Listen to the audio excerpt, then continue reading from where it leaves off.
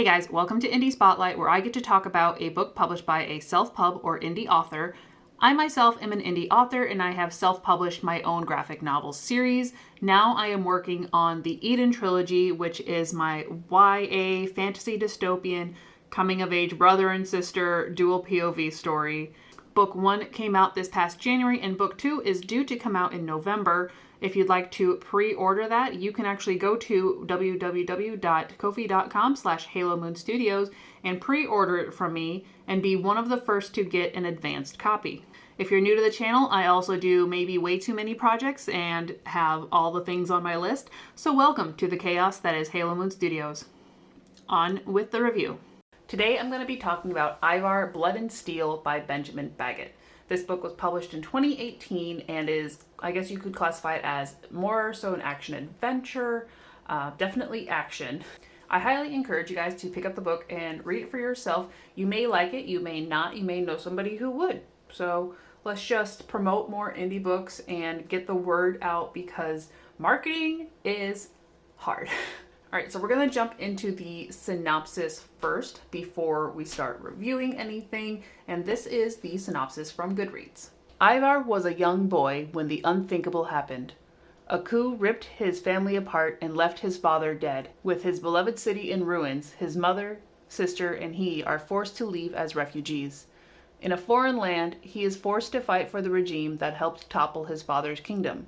He spends 10 years learning the ways of war and the way the regime operate. With anger as his emotional fuel, he causes events that bring about his captor's downfall. Blood comes with every sword. So that is the first time that I read the synopsis. I like to read it after I actually read the book to see if it matches the story that I read. I do think that this is a very trim synopsis. In the story itself, at least in this copy of it, there is a lot going on. So the synopsis does not, or is not able to touch on all that because it is so many different points, but it does at least encompass sort of Ivar's journey throughout. So I think it's an okay synopsis, needs a little bit of editing. It does kind of give you the idea of what kind of story you're coming into. It's like a revenge story, almost coming of age, because we do have Ivar from like the age of 13 until he gets older. You can decide that for yourselves once I give you some more details. Now we get to jump into the cover. I am always a fan of the black, white, and red color scheme. I use that on my series Kuro Kenshin. It's a solid scene, a solid color scheme that you know what to expect from it. A semi-bloody warrior's tale in most cases. Definitely, usually the red is there for blood or something. This cover I think is falling a little flat. The line art itself could be a bit crisper and there should be more contrast. Right now we see a figure in a cloak holding a sword pointed away from the viewer, so we have absolutely no detail about them. There's plenty of like cloaked people holding swords on covers.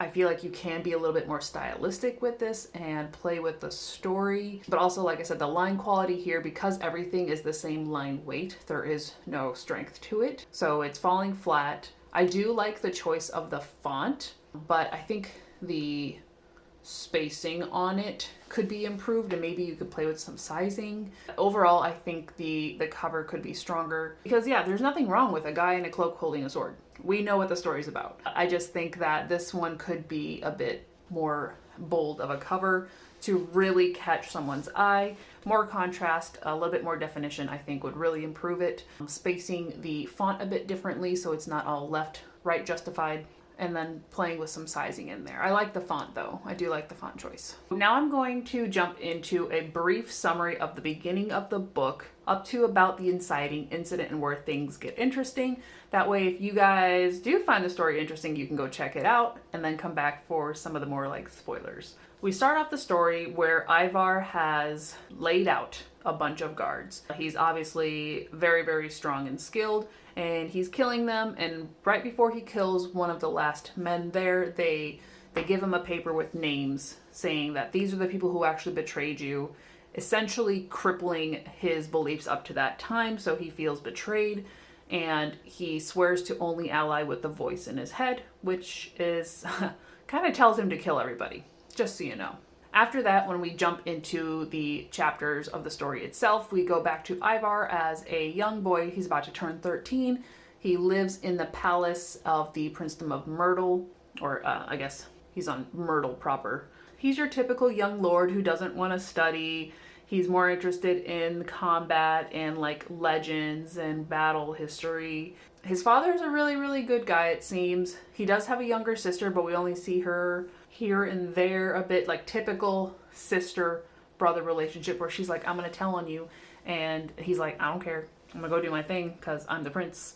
His mother is actually quite sick, so they have her like permanently on a T to allow her to do like court and official things. Ivar's like favorite people ever are his bodyguards, Azukomi and Nashitomi. However, they're only going to be his bodyguards until he turns 13, and then they are supposed to leave him. Throughout the story, we also get multiple POVs from both Azukomi, some other characters, and Ivar himself, obviously. So we do get a lot of information about what's going on, especially a little bit of politics, a little bit of plotting going on to move the story in the direction that it goes. Very soon, we learn that there is a threat. There's like a few people who invaded the palace and they were able to stop them. But just a few days later, right around Ivar's 13th birthday, the palace is attacked.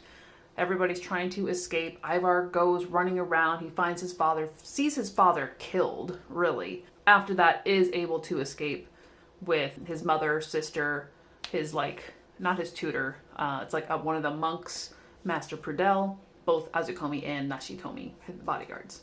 They are essentially refugees now. They are trying to get on a ship to go to a safe land where they can at least survive. But turns out that pirates, they get on a ship and the guy's a freaking pirate. So he more or less sells them out and puts Ivar into slavery. Not your typical work for no pay slavery. He's actually like trained to become a killer, but that separates him from the rest of his family. And then we get to follow Ivar as he becomes the murderer of all things. So if you have found that interesting, like I said, check out the book.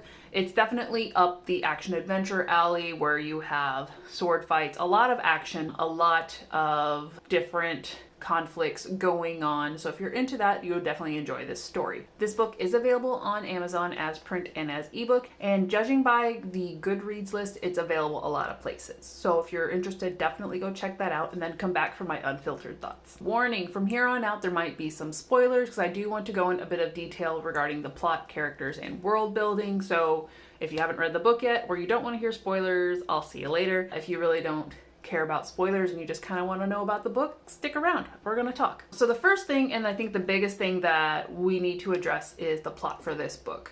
If you look at the core of it, it is Ivar growing up. He's going through, I wanted to say coming of age, but we see him at 13, and then we see him around like in his 20s, pretty much doing all the assassin stuff. So we don't really get that growth. We do kind of pass over in time. However, we do get to see him struggle with what he's taught to do being an assassin versus his inner morality and this inner sinister voice telling him, yes, whet your blade and stab them in the gut. That happens a lot. Like, a lot of people are threatened to get stabbed in the stomach. We do have a lot of action. Ivar does go on a lot of missions for the Lord of the Red Horde camp, who is kind of like essentially who he was sold to. He does them under the assumption that the people he's going after are part of the group or the conspiracy against his family, essentially, so getting revenge for what happened to his family and his father. So that's the core of the plot. So many things happen. So many. We get to go on several missions with Ivar, and slowly we do get bits of information of things aren't quite as simple as this is the bad guy. As those little snippets are revealed and Ivar becomes more and more aware of who the actual enemy is and who his target is, what his new goals are, he does struggle more with the voice in his head, trying not to just kill everybody. He does start to feel guilt for just murdering people who he thought were bad but weren't. We go on a lot of like side quests. Like they're all connected to the story, but they feel like side quests because we don't spend a lot of time in those situations or like really fleshing it out. I'll talk more about this in the writing section, pacing. In general, there's a lot of things that happen. Ivar goes to many places, meets many different people. We're at least with him, I think for the most part, we do stay in his POV for the majority of the story. But like I said, we do get some slips here and there into different POVs. Initially going into this, I was confused because it's multi-POV, but it's not clearly defined where it's multi-POV. So you'll kind of be in a chapter and then you'll sort of switch to a character, which is a very difficult thing to pull off. And it can be jarring to readers who are used to a single POV or at least defined like chapters or sections of what POVs are what. So it was a bit difficult to read, but you do get a lot of information so you can kind of figure out what's going on around Ivar as well. Through most of this book, we're pretty focused on getting revenge for Ivar's father. And then at the end, it kind of takes a turn. We really start focusing on the voice in his head, but also there's like a witch. There's like a witch plot, and she's really, really bad, but she can only be killed with the shadow sword, the shadow spear, and Ivar's able to hold it. So it kind of went very, like it took a more realistic, action-y, samurai warrior kind of style story, and it went like, here's some dark portal demon witch stuff. So it was kind of, it felt like it came out of left field. I can't say it's out of nowhere totally because we have had the presence of the voice in Ivar's head throughout the story, which was very good to have. It wasn't a clear enough, Ivar's finished this and this is the next story. Honestly, you could have, this book probably should have been longer and or multiple volumes just for Ivar because he goes through a lot. So with that, I am going to jump into the character section. Now there are so many characters. Like this book is overflowing. But speaking of Ivar, even from a young age, he kind of had a very violent tendency. Like when he threatened people, he would say, I'm going to stab you in the stomach. And I was like, that's a lot for a 13-year-old. That's kind of psychopathic. And I don't think he had the voice in his head at that point. He gets it a bit later once he kind of goes through some initiations and deals with some heavy stuff with his, family dying, kind of forced into becoming a murderer. Yeah, that kind of stuff. And even though we are in Ivar's POV for the majority of the book, it feels detached a lot. He goes through a lot of cycles where he will meet people off screen and they are now his friends, but they also leave him off screen. So we don't get attached to people that he's connected to really. I think honestly there were two characters in this whole book who I felt had the strongest connection to Ivar, but also like one of them I don't necessarily like, but I felt like he had a very strong character, and that is Azukomi, who is one of his bodyguards, and Lord Anthrall, who is kind of the like Red Horde camp leader, make him a killer guy. So Azukomi is our strong, independent woman, but she basically is Ivar's surrogate mother because his mother's never really present, and Azukomi has always been there. She loves Ivar, like she really cares about him. She has a fantastic scene with the pirate captain Narza. That was just she's a solid character. She felt very well fleshed out, very strong. I want to know more about Azukomi. Like she was a very interesting character, and unfortunately we didn't have her through the majority of the story because Ivar did get separated from everybody.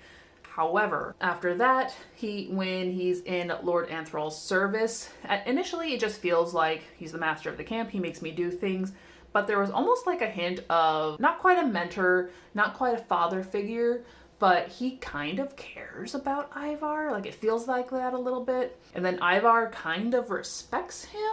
Maybe I was just putting that into the book, but I felt like Ivar and Lord Anthrall's relationship was very, very interesting, and I would have loved to see that really develop more on the page. Like I said, we kind of jumped from him being like 13 to 20, so most of his training and interactions with Lord Anthrall we missed out on. As far as the rest of the characters, I feel like most of them did at least stay true to who they were, but it's kind of hard to tell because we didn't spend a lot of time with any in particular. Like I said, he made 2 friends during his training journey. Like we kind of got, not quite a montage, but we got a story of how he met this person and how they are loyal to him now. But we never got to see that interaction on the page.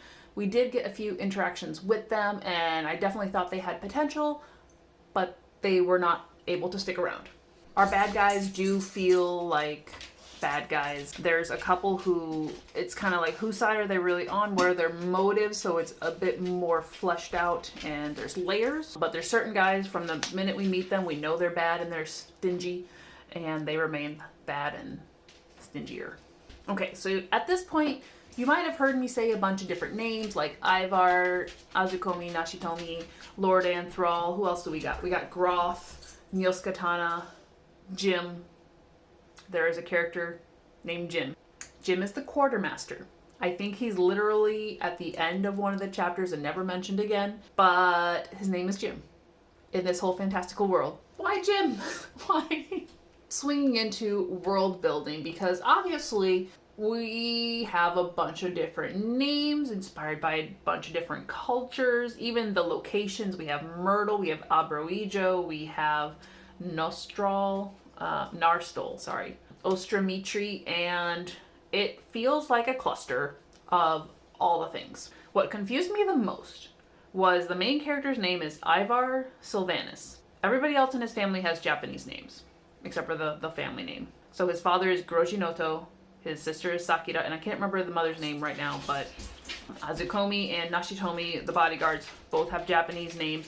And then the monk is Master Prudel, so very more Anglican, which if he came to serve from the church, I'm like, okay, that's, if I'm basing it in this world, you know, we did have the missionaries in Japan, like that's not a big difference thing. And then we got like some Russian inspired names. And then, get this, there's half-elves and orcs.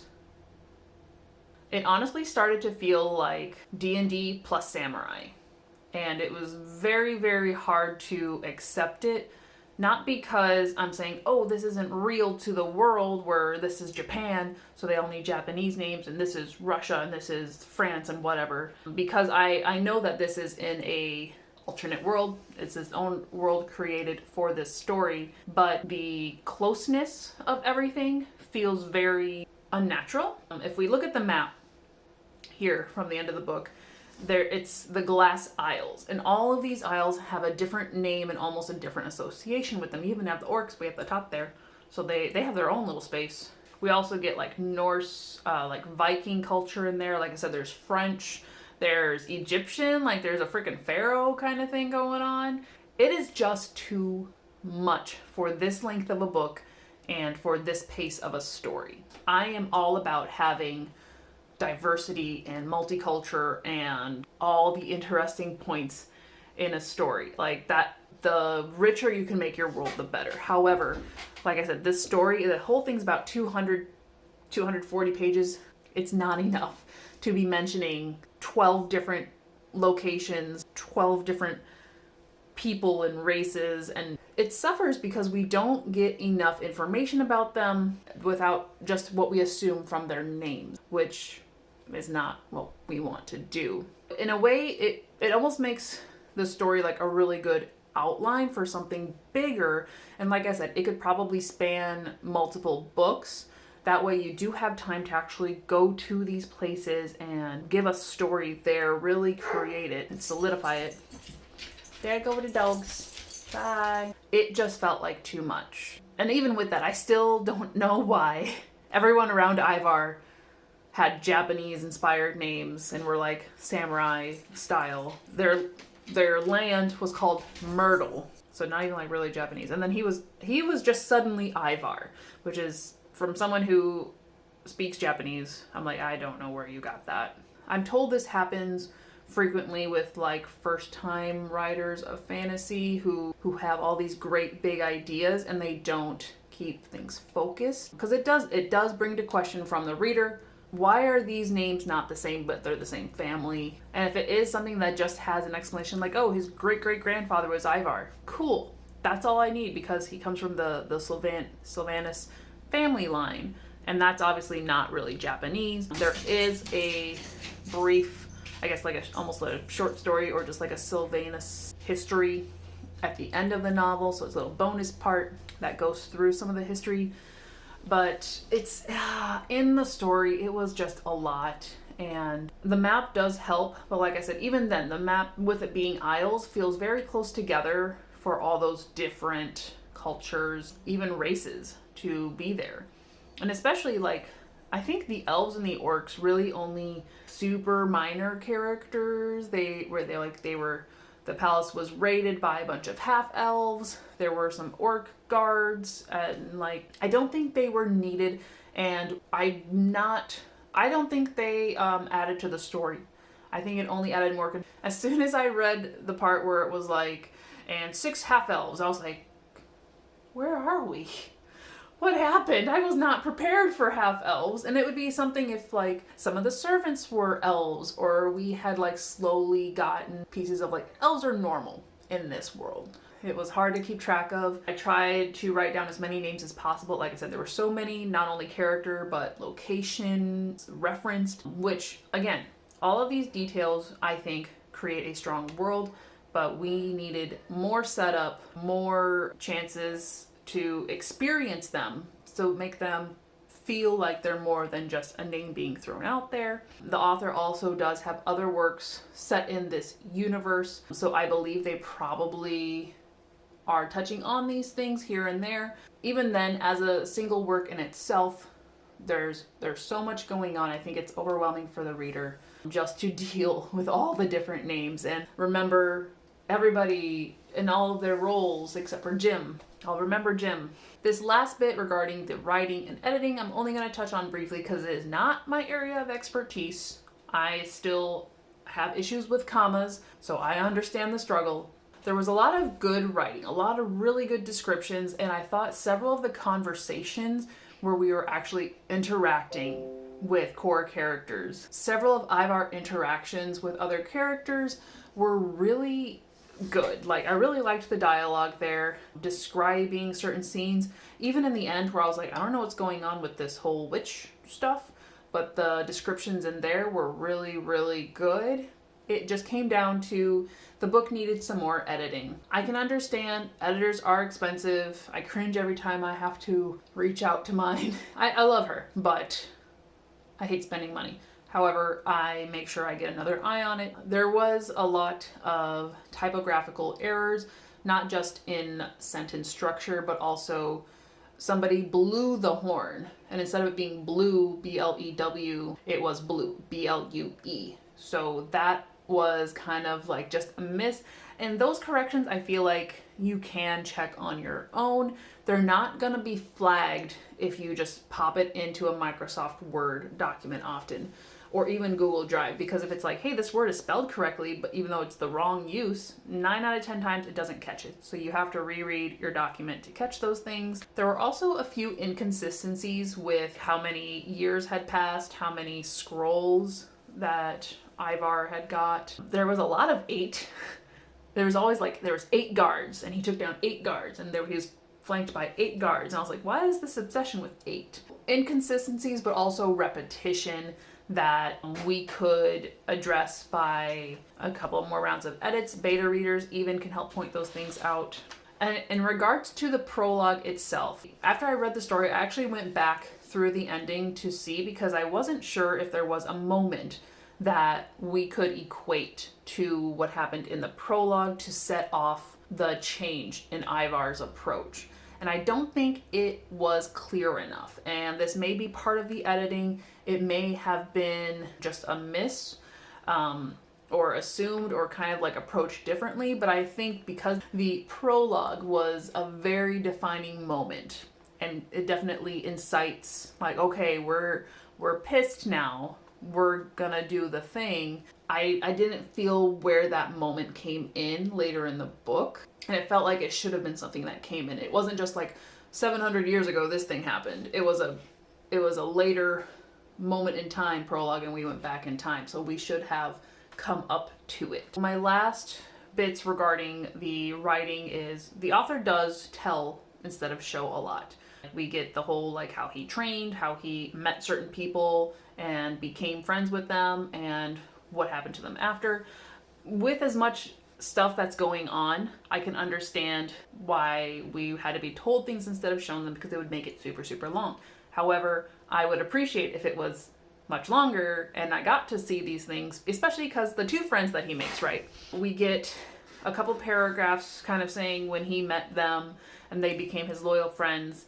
And spoiler alert, they die off screen as well. So not only does he meet them and join up with them or they kind of start following him. And I say off screen, like even though we're told what happens, we don't get to experience it, so we don't really get to make the connection. And then when they are killed off screen and he's there at their funeral pyre, essentially, he's very low-key emotion person, but with that friendship having existed, being able to see their deaths or him having a better reaction to it would have been much stronger, I believe.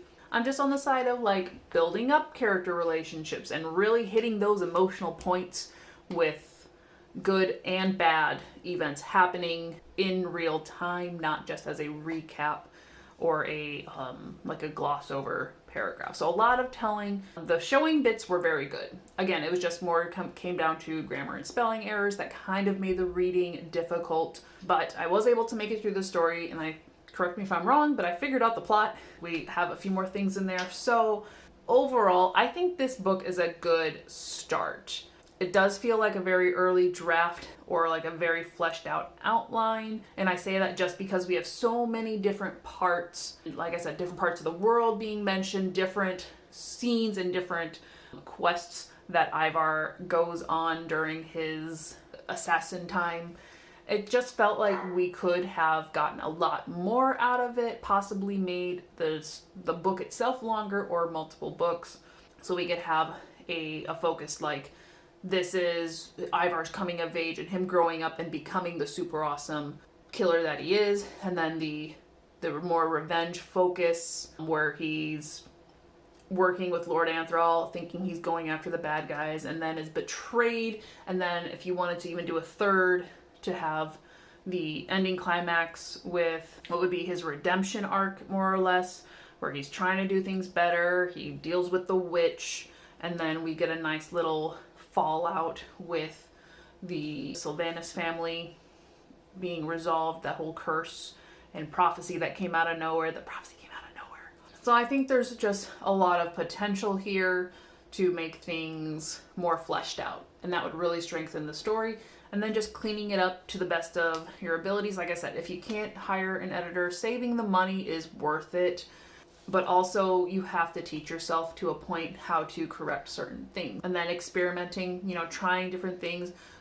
The more you read and figure out how things are written, sometimes you can adapt that. Up to you how you want to do it. I think that there is enough here that this could become a very nice, longer story. We have a nice base. So it's a bit rough, but there is a good story to it. Right, let me know if you guys have read this book or any of Benjamin Baggett's other books. If you have any other thoughts, feel free to leave them in the comments below. And if you are an indie author or you would like to recommend a book for me to read and review, you can leave that in the comments below as well. The next indie book that I'm going to be reviewing is Dead Skin Mask by Thomas Godfrey. I reviewed All Hail the Carrion King by him last year, and it was a gory, a graphically good kind of horror thing. It was something. So I'm actually looking forward to it. It's like spooky season, so it's the time to read horror stuff. Yeah. So keep an eye out for my next review for Dead Skin Mask, which will be coming out soon. I believe it is going to be released around October, November. Like, subscribe, do all the things so you can keep an eye out and support me if you would like to see future content.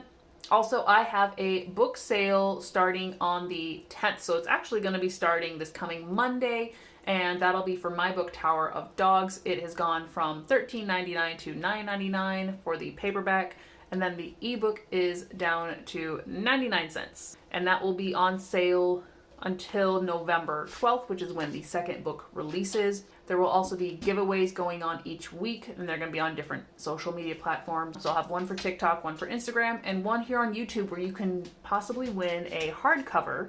Yes, you guys get the good stuff. So stick around for that because I will be announcing that officially very, very soon. Also, if you would like to join my newsletter, I just set it up on my website, and I'm intending for it to kind of be built up off of these indie spotlights, where I can recommend other indie author books that are coming out or that I have read, as well as obviously promoting my own stuff, because I do have to do that. I guess that's part of my job. You can sign up for that at Halo Moon Studios.